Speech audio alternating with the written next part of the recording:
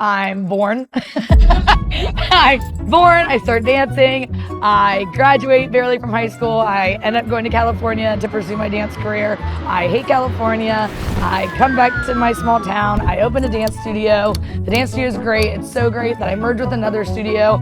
I don't like my partner. I get rid of my partner. I find a guy I like. I get married. I don't like him. I get divorced. Stop dancing. I meet another guy I like. I marry him, but I get pregnant first. And then we have 2 children, and the one's autistic, and then I'm still here. That's it, right? Oh, and then we go back to dance.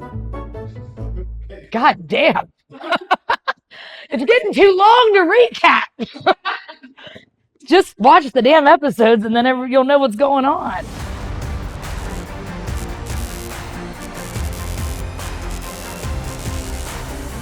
Cash is 18 months old, and he got his 8-month-old shots or whatever. We waited a couple weeks. We go to the doctor. We've talked about this. Now we know he's not typical anymore and he's autistic. After I have my children, and I'm still looking for a career to go into even before we decide dance with Cash, I ended up going into the family business, which is the post office. A lot of my cousins and aunts and uncles have worked for the post office for their whole life. And they basically told me, if you're really looking for a new career and you just want a 9-to-5 and you don't want to do the normal, opening a business, owning it, being an entrepreneur anymore, go into the post office. It's great benefits, great pay, yada, yada, yada. So I ended up doing that. And I really actually enjoyed the post office until I had a shitty boss, and then I didn't enjoy it anymore. So through working at the post office, learning that system, having a 9-to-5, enjoying it, having babies, enjoying them, then we find out Cash has autism, and the 9-to-5 is not going to work anymore because now I have to be in Cleveland. I've got to be in Canton, Akron. I've got to be in Columbus for all these damn specialists and therapy, and just our whole world went from just normal-ish to turned upside down. And now I need to be able to have time off. And the post office doesn't really give you time off. It's very, you're working. Like, that's it. You don't get to call off. Not even for your wedding. Yeah. Even when the boss tells you the day that you can get married, they don't let you actually have that day sometimes. I literally said, me and my husband want to get married. I know that we're busy right now. Like, we're always busy. We don't have a lot of people to cover the job I was doing. Like, can you tell me a day that would be best? Don't care what day it is. Just want to get... It was so that he picked the day that I was going to get married and agreed to it. And then I walked in to confirm the date, like a couple days later or whatever. Or no, it was a week before the wedding. And I walked in to be like, hey, just reminder, I'm not here, on this day. And he was sitting in front of like another not higher up, but like they're the same, whatever. And he was like, no, you can't have that day off. I'm like, ooh, but you already told me I could. And I already turned in the slip, and I'm just being nice and reminding you. Oh no, we're really busy. We don't have you covered. I lost my ever living mind, per normal, because you don't do shit like that. And I said, you know what? I know you're just acting this way because you're in front of somebody, so I'm going to talk to you later. And I walked out. He came out later, and I was pissed. And I texted my husband, and I was like, he's not going to give me a day off work. I said, I'm going to have to quit. So I packed my shit up, and he was out there, and he's like, what are you doing? I'm like, I'm leaving. I've decided that I'm just not going to work here anymore, and I'm not putting up with your shit anymore. And I'm getting married on that day, so I'm probably just going to leave. And that was pretty much my last week of work. I ended up just quitting. In that time period of a couple years, 4 years damn near, of working for other people and having to be an employee from a 9-to-5 to waitressing to midnight shift at the psych ward, all these different things I did, I learned that I am I can't have a boss. I'm unmanageable.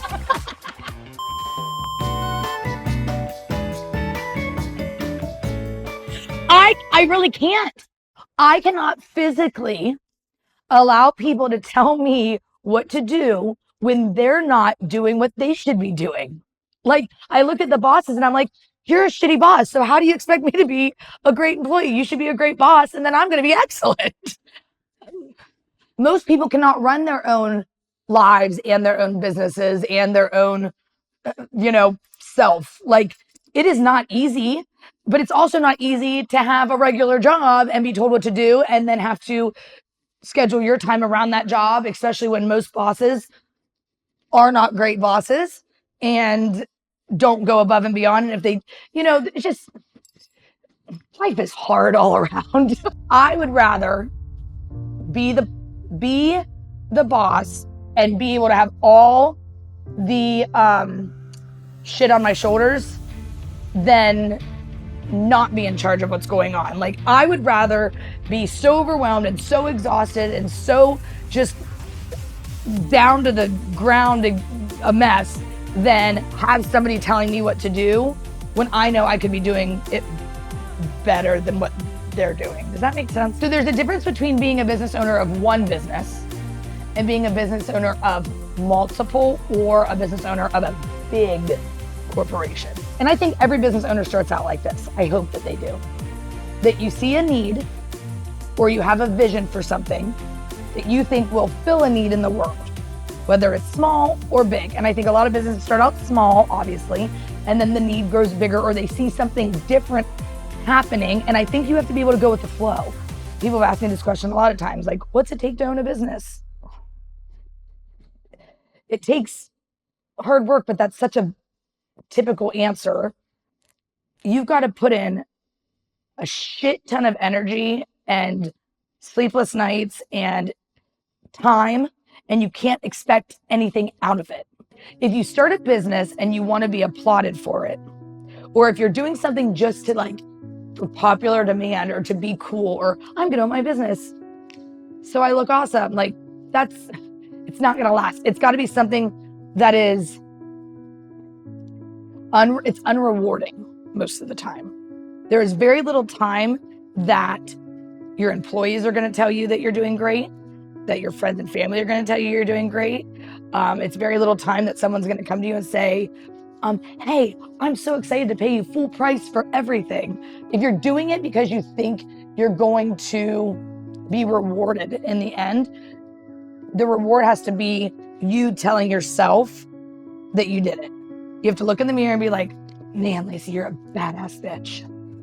Because ain't nobody else going to tell me that. You know what I mean? My husband's going to tell me, come on, Lacey, like, we got to get going. We got to do the kids stuff. Like, he does the best he can, but he's not very good at saying, man, babe, I'm so proud of everything you do. He just, he supports me, and that's supposed to be known.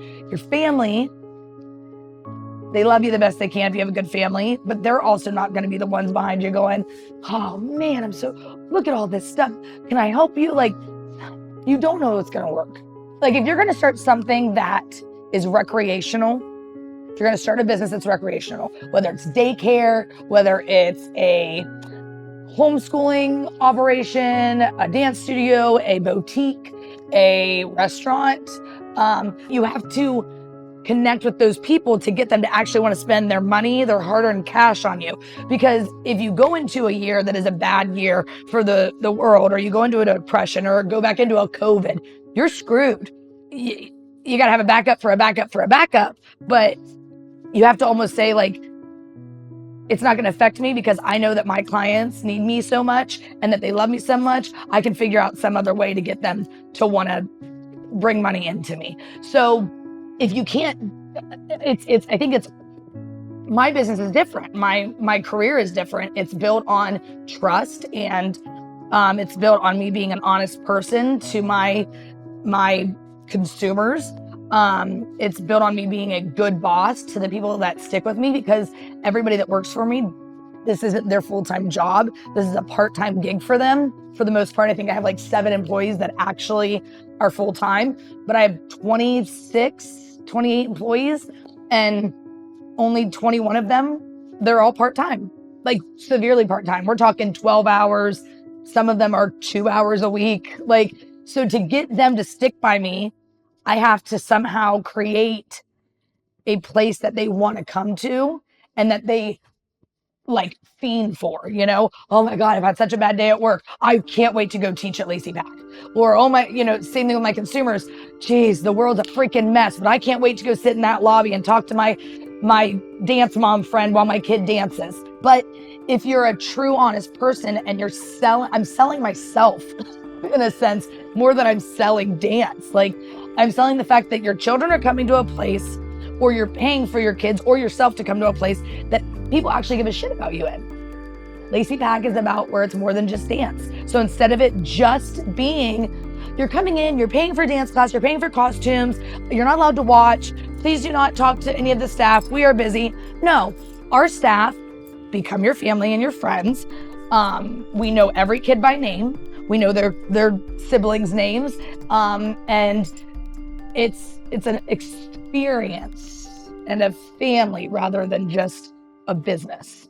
We knew opening a dance studio, getting me out of the 9-to-5 ordeal, and just going back to what I should have been doing this whole time was the way to go. It would allow me to be more hands-on with cash, gave me availability to go to all the appointments I needed to go to with him, all this stuff. But it was its own hill to climb, because when you are in the industry of dance or in the arts industry and you take a 4-year hiatus from it, you lose all your clients. So all my kids that were with me in the very beginning that I taught dance to for 8-9 years of their lives are now teenagers, and they are all amazing dancers, but I don't have clientele. So now it's just taking a leap of faith. I have to make sure that my name holds some kind of value or meaning in the area. It was a chance that I was willing to take, but also, I mean, I never expected what Lacey PAC ended up doing the first year. But the way that I started building the staff was I got invited to Chelsea, who we've talked about previously as my best friend and my full-on, like, what do you call my emotional support animal? My left butt cheek to my right one, you know? But she keeps everything nice and tight.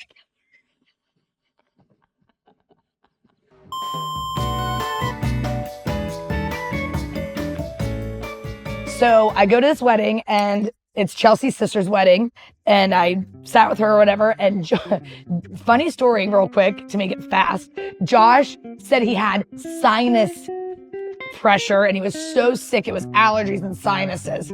And so I was pissed because I was like, you're not gonna go to this wedding with me? I haven't seen Chelsea and her family for how long? I go to the wedding and I have to explain to the family, like, oh, my husband's sick with sinus stuff. And they're like, wedding is great.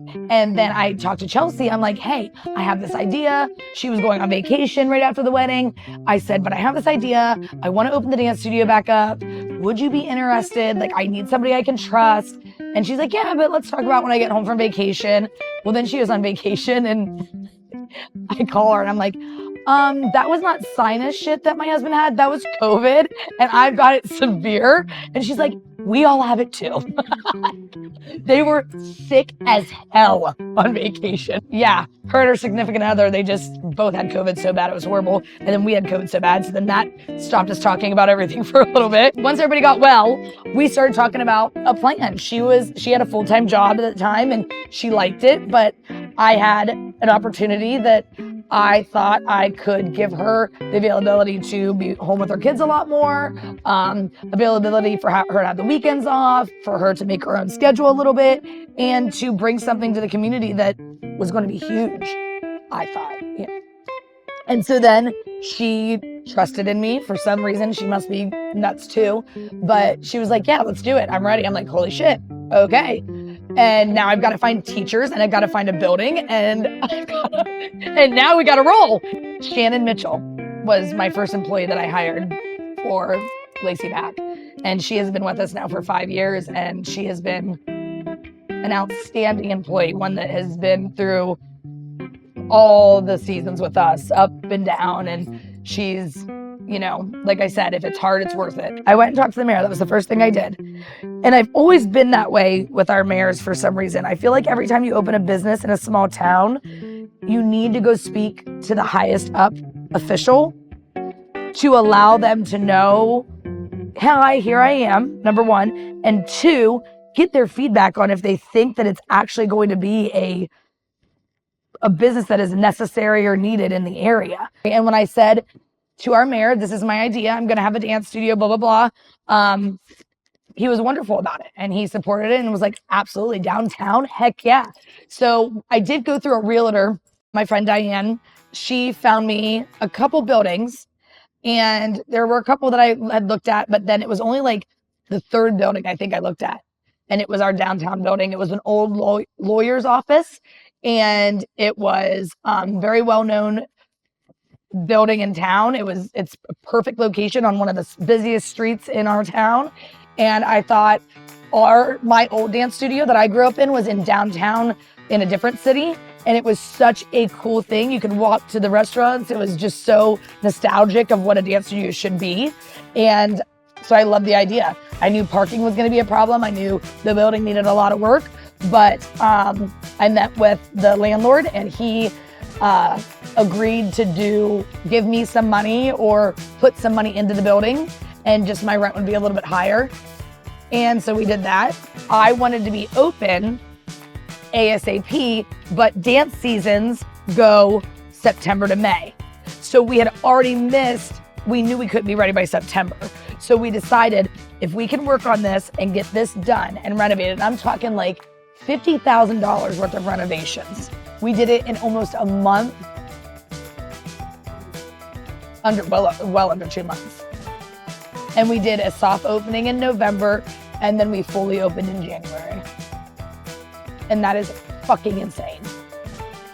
While I still worked a full-time job, while I had 2 children under the age of 3. And while Chelsea still worked a full-time job and had 2 kids, well, we also had help. We did have Brian. We had a construction worker but it was Brian. We had one man. It was Brian, and then it was us 2 girls. I learned how to hang drywall. I learned how to patch drywall.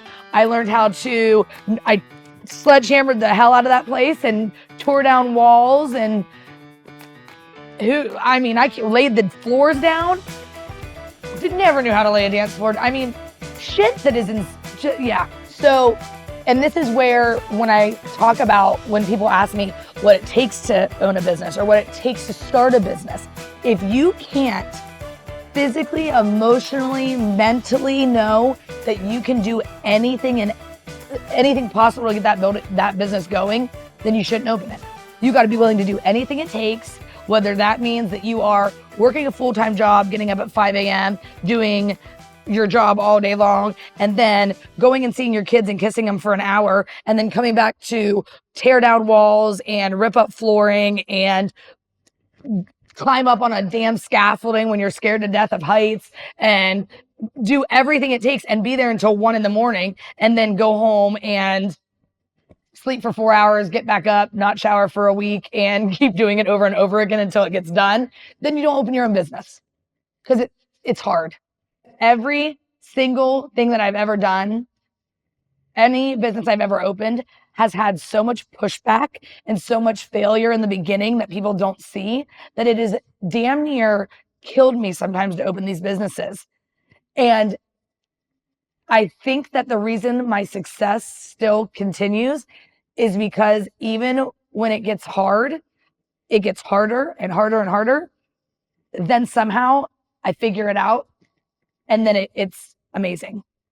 But if it's not hard to do and it comes easy to me, it's not going to be successful. It's got to be a struggle. It's got to be, I just put this wall up and spent hours on creating this beautiful wall, and then the wall falls down the day before you're supposed to open.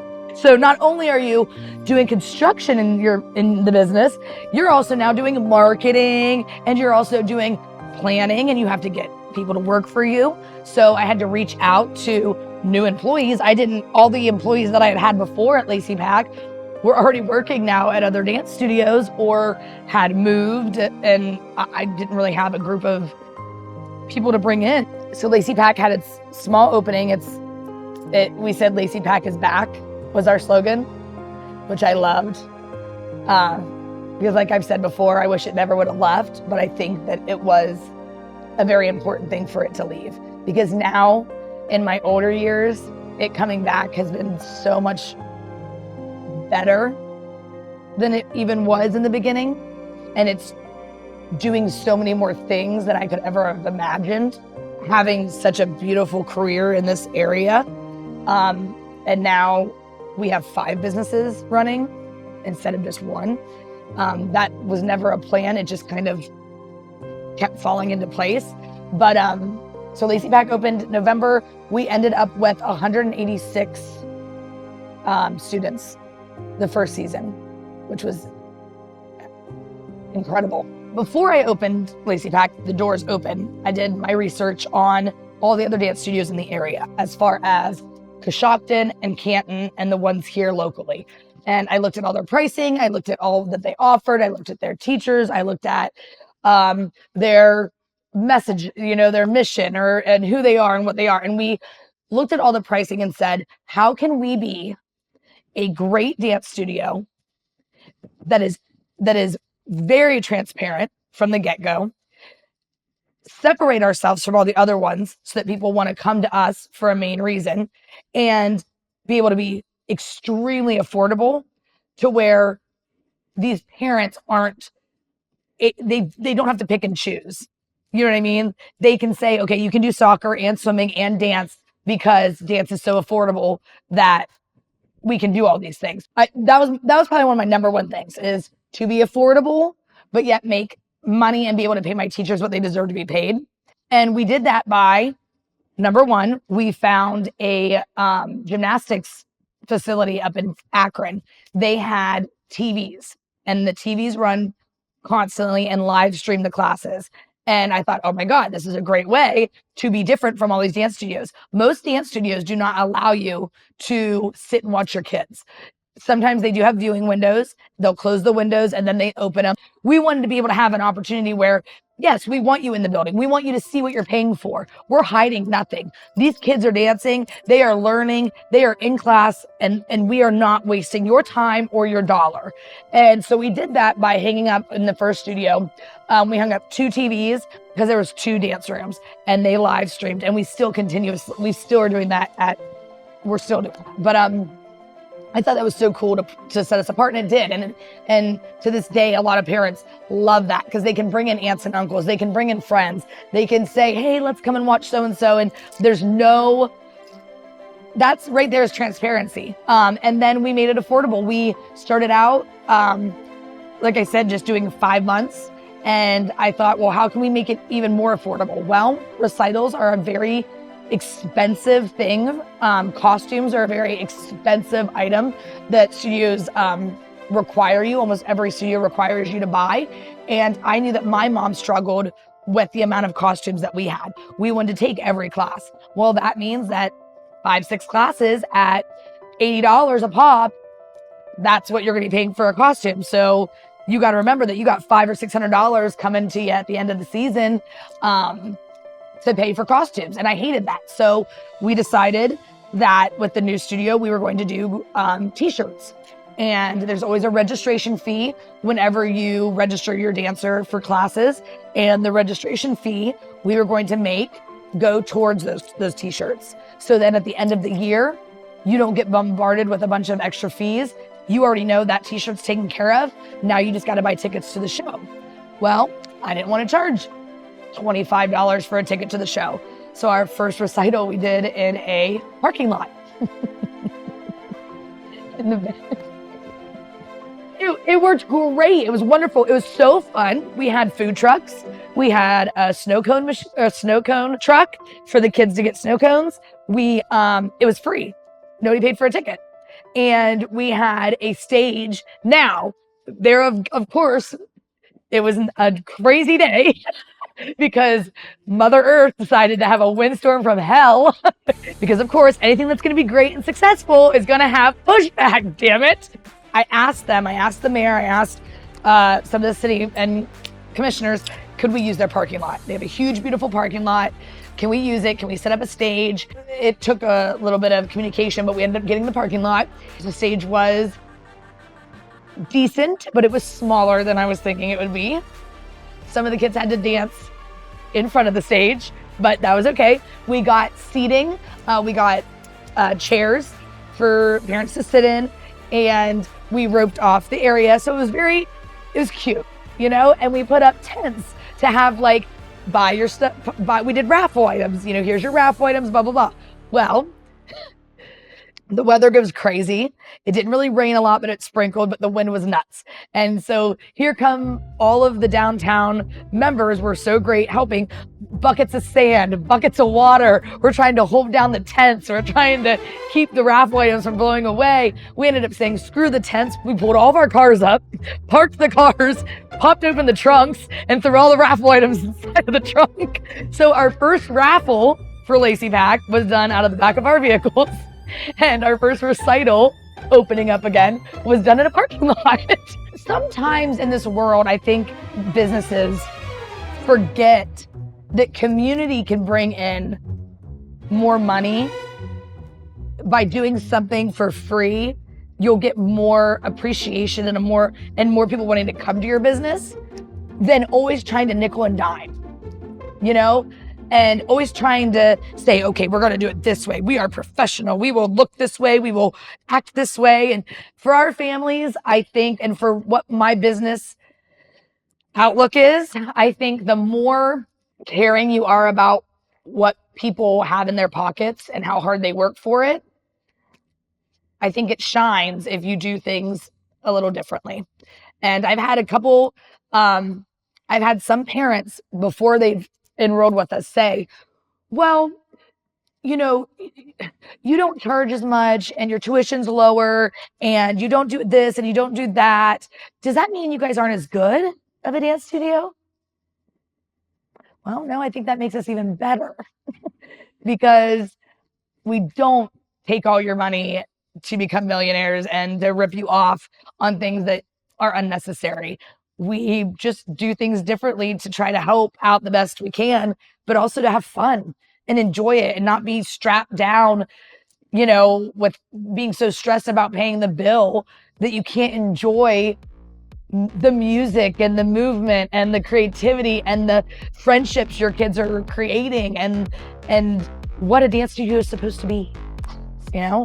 When I grew up as a dancer, our recitals were held at a high school. And our dressing room was in the cafeteria. I love the simplicity to a recital.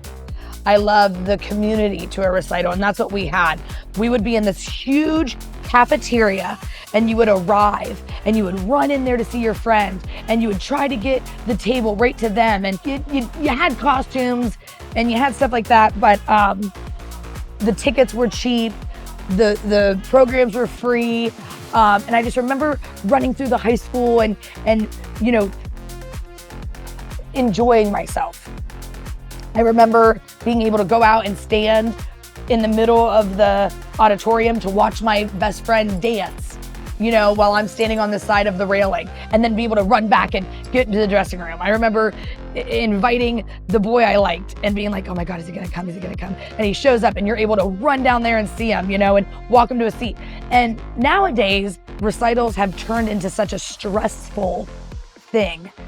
They've turned into this huge production of, you know, the lights, the cameras, the costumes, the $25 to $30 tickets, you know, it's got to be this way, it's got to be that way, and that's fine. Some people love that. I envision it differently. These kids are going to grow up, and when they get older, are going to have things that they have to, you know, they have to transition into and be, and there's going to be rules, and there's going to be this, and there's going to be that, and I want a recital where my kids can be able to enjoy themselves, can be excited, to, you know, not worried and stressed about, oh my God, I have, you know, this many changes and that many, and the parents aren't stressed because they can enjoy it. They don't have a bill that they just put on their, you know, credit card. And dance is simple. Dance is simple. It's a beautiful sport because it is just about enjoying yourself. A recital should be a day that you are awaiting for 9 months. so excited to get on that stage and just breathe and perform with all types of people in a room together, and all different beliefs and all different walks of life come together. And for one moment, the doors shut from the outside world and you get to watch happy children dancing to happy music and sit together and just enjoy. I have chills, and I don't know if it's from this freaking room or just because it should be that simple, and people try to complicate it. A small percent of students out of dance studios actually become a huge professional dancer, because it's not easy. It's not easy, and it's not healthy, to be quite honest. Lacey PAC staff and myself as the owner, I look at it as this is a part of building these children up to have heart and to believe in themselves and to know that they are capable of doing anything and everything that they want to do. It's a way to give them a place to come to that is happy and full of love and support, away from school, which is not full of that at all times. It's a way to get them out of the world that is shitty into a happier world where it's full of music and joy and excitement. And it's teaching them to be kind, to be loving, to be understanding, to be respectful, responsible, grateful, all those values. That's what a dance studio is supposed to be. Not, how can I be better than this person? There's no best dancer in dance. There's no number one, that's a dance studio. It's just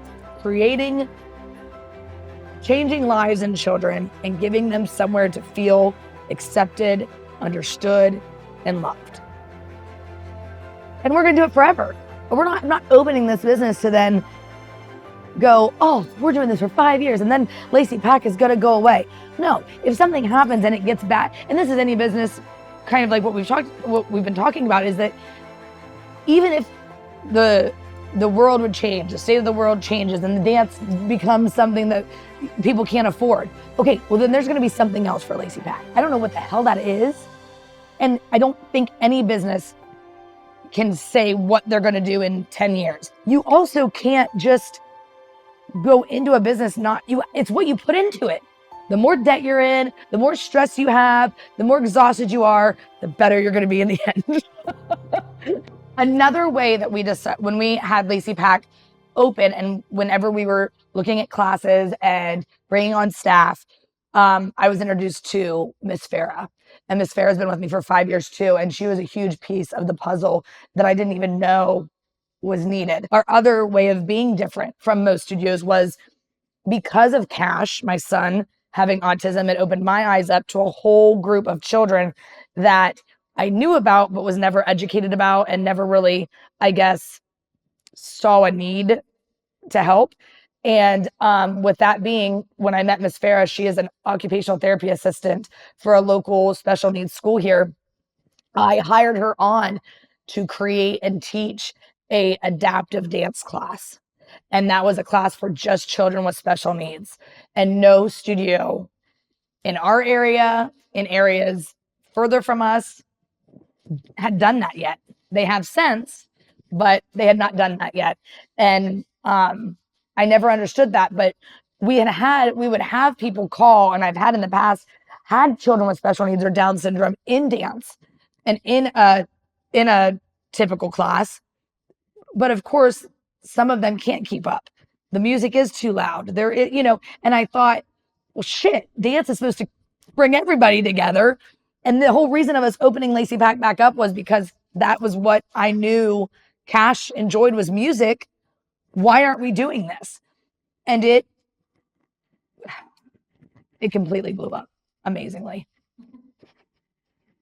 It did. It went from an idea and throwing it out there to 2 classes a week to then we opened the Adaptive Movement Center. Went from dance class to its own place.